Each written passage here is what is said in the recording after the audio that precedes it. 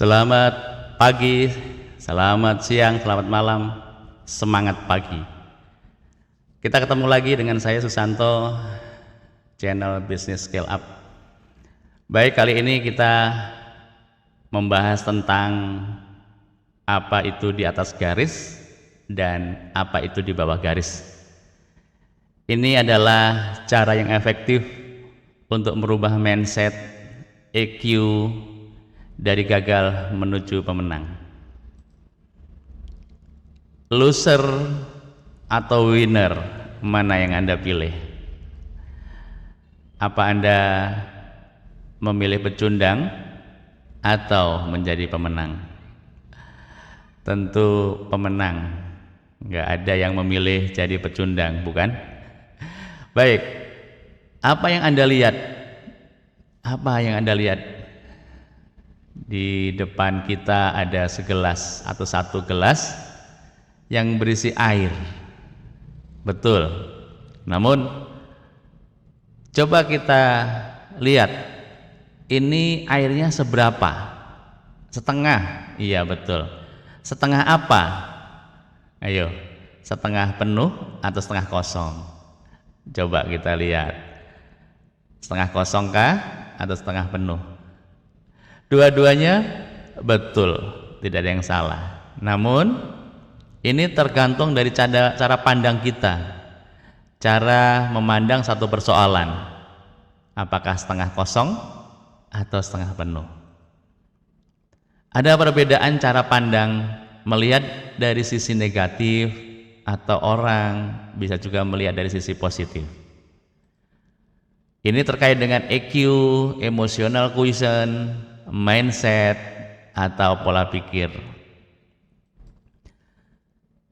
Nah, ada garis yang terpampang, atau kita buat garis, ada merah, putih, ataupun yang di bawah, garis bawah, dan di atas atau putih garis atas. Apa maknanya? Sisi negatif itu kita letakkan di bawah garis, sedangkan sisi positif ada di atas garis. Jadi saya ulang, sisi negatif ada di bawah garis, sisi positif ada di atas garis. Apa itu maknanya? Apabila di sisi negatif atau di bawah garis kita sepakat, maka itulah watak-watak ataupun ciri-ciri mindset orang loser atau pecundang atau yang gagal. Sedangkan sisi atas, sisi positif itu adalah watak-watak atau mindset orang-orang yang jadi pemenang atau winner. Kita sepakatin dulu, karena garis ini membantu kita untuk menyadarkan kita dan tim nanti di bawah kita agar lebih mudah untuk memahami dan mencerna apa itu di bawah garis atau sisi negatif dan apa itu di atas garis atau sisi positif. Ini terlihat jelas perbedaannya karena kita buat sederhana dan useful. Dan juga ternyata tool ini terkait dengan EQ atau emotional quotient. Yuk kita bahas satu persatu. Apa itu di bawah garis dan apa saja yang di atas garis. Kita buat garisnya dulu. Di bawah garis kita ada namanya ASIM atau ASIM. Saya mau nyebutnya gampangnya adalah asem ya. Lalu di atas garis ada namanya SIAP atau siap ya. Kita bawah garis asem, di atas garis adalah siap. Apa itu? Kita bahas dulu. A pertama daripada yang di bawah garis. Ternyata A pertama adalah alasan ya. Lalu S pertama di atas garis adalah solutif. Jadi alasan di bawah garis, solutif di atas garis. S yang pertama di bawah garis adalah salahkan ya. Tadi ada alasan tapi ini salahkan. Lalu I di atas garis adalah integritas. Berikutnya adalah ada I di bawah garis adalah iri hati. Lalu A di atas garis adalah amanah. Ada satu lagi, M di bawah garis adalah malas. Lalu P di atas garis adalah pembelajar. Jadi kita singkat menjadi siap itu adalah yang ada di atas garis, sedangkan asim atau asem itu ada di bawah garis. Lalu hubungannya apa? Tentunya sudah kita tahu di atas, bila kita di bawah garis menjadi mindset atau orang-orang yang gagal atau loser, sedangkan kalau kita memilih siap atau di atas garis maka akan menjadi winner atau orang-orang yang berhasil. Sisi negatif ada di bawah garis, sisi positif ada di atas garis. Baik, kita bahas satu persatu. Yang pertama di bawah garis adalah apa tadi? Alasan atau A pertama, alasan. Alasan itu adalah mencari alasan agar tidak disalahkan. Alasan mengacu pada internal diri atau diri sendiri seringkali. Situasi juga yang ada di sekitar kita. Misalnya, Pak, maaf kesiangan. Wah, hujan, saya nggak bisa datang atau saya nggak bisa menyelesaikan kerjaan. Saya kan sudah maksimal, sudah berjibaku dan lain sebagainya. Apapun hal yang menjadi alasan menjadikan kita berada pada A pertama, yaitu alasan di bawah garis. Itulah mindset atau orang-orang yang selalu mencari alasan. Lalu di atas garisnya apa? Solutif. Jadi alasan di bawah garis, maka untuk solusinya adalah solutif itu sendiri, yaitu apa? Mencari solusi terhadap masalah. Hitung-hitung bagaimana kita mencari alasan, kenapa enggak kita mencari solusinya saja. Persoalan tidak selesai bila kita hanya mencari alasan. Yang kedua,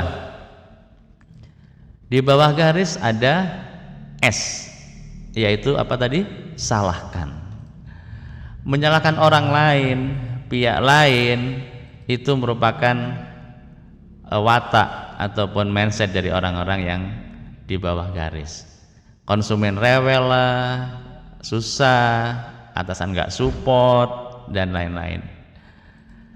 Sedangkan I yang di atas garis adalah integritas, bertanggung jawab pada masalah yang ada. Saya berintegritas tinggi, berani bertanggung jawab terhadap apa yang ada di sekitar saya, baik yang saya lakukan maupun yang menjadi tanggung jawab saya. Inilah perbedaan antara S salahkan dan integritas atau I di atas garis. Yang ketiga apa? Kita lihat yang ketiga di bawah garis adalah I, yaitu apa? Iri hati. Iri hati adalah penyakit hati yang tentunya kita banyak sekali yang menjadi korban dari iri hati. Sering kita membanding-bandingkan dengan orang lain, si A begini, si B begini, kok saya begini. Tidak senang melihat orang lain senang. Oh, kenapa dia bisa begitu, saya tidak. Kenapa dia yang dapat, saya tidak, dan lain-lain. Termasuk ego tinggi, tidak amanah, itu termasuk iri hati dan penyakit-penyakit hati lainnya. Sedangkan A yang di atas adalah amanah. Menjaga amanah, dapat dipercaya, dan juga apapun yang diberi kepercayaan kepada kita, kita jaga, kita berikan, kita secara penuh juga tanggung jawab terhadap apa yang dipercayakan kepada kita. Itulah perbedaannya iri hati dan amanah. Lalu yang keempat ya, ini sudah keempat, M di bawah adalah malas. Malas, tidak mau memperbaiki diri, ada penyakit loh. kena penyakit 4L, yaitu lemah, lesu, loyo, lungle, sering menunda-nunda pekerjaan, tidak tepat waktu, tidak mau belajar, tidak mau meningkatkan diri, tidak mau baca, dan tidak mau mencari sesuatu yang baru barangkali yang membuat dia lebih baik. Ini adalah sifat malas. Sedangkan 4P yang di atas atau yang terakhir adalah pembelajar, punya motivasi tinggi untuk belajar, terbuka, senang belajar tentunya, sharing, dan menjadi pendengar yang baik, ingin meningkatkan diri menjadi yang terbaik, dan juga tentunya sifat-sifat bagaimana orang bisa menjadi sempurna ataupun menuju kesempurnaan kalau toh tidak bisa sempurna. Inilah yang terjadi tatkala kita ada di bawah garis malas, dan juga kalau kita mau di atas garis jadi pembelajar. Pilihan ada di tangan Anda, pilih di atas garis, insya Allah jadi winner. Bila di bawah garis, maka Anda akan jadi loser atau gagal. Psikolog dunia, ingatkah Anda Daniel Goleman menyatakan bahwa IQ itu adalah hanya berperan kurang lebih 10% dalam kesuksesan seorang. Jadi intelektual quotient itu menurut Daniel Goleman hanya kurang lebih 10% dalam menentukan kesuksesan seseorang. Lalu apa yang banyak, apa yang besar? Ternyata EQ, emotional quotient, berperan 58% atau sekitar 60% dari kesuksesan seseorang. Jadi apabila Anda sudah menjadi atau menerapkan EQ di atas garis dengan sesungguhnya dan penuh motivasi, maka 58 atau 60% Anda sudah berhasil. Tanamkan mindset EQ yang tepat dan segera take action. Dan perhatian buat semua bahwa tool ini adalah salah satu tool manajemen yang bisa Anda gunakan untuk menanamkan mindset dan kepribadian ke tim SDM Anda. Selamat berjuang menjadi sukses. Action Anda menentukan sukses dan karir serta bisnis masa depan Anda. Baik, itulah tadi sudah kita uraikan dengan cukup gamblang walaupun singkat terkait dengan mindset di atas garis atau di bawah garis. Anda menjadi winner atau loser. Silakan gabung di komunitas Business Skill Up dengan nomor ataupun Facebook yang ada tertera di layar monitor. Terima kasih. Insyaallah kita akan menjadi pemenang tentunya, dan salam berkelimpahan. Assalamualaikum warahmatullahi wabarakatuh.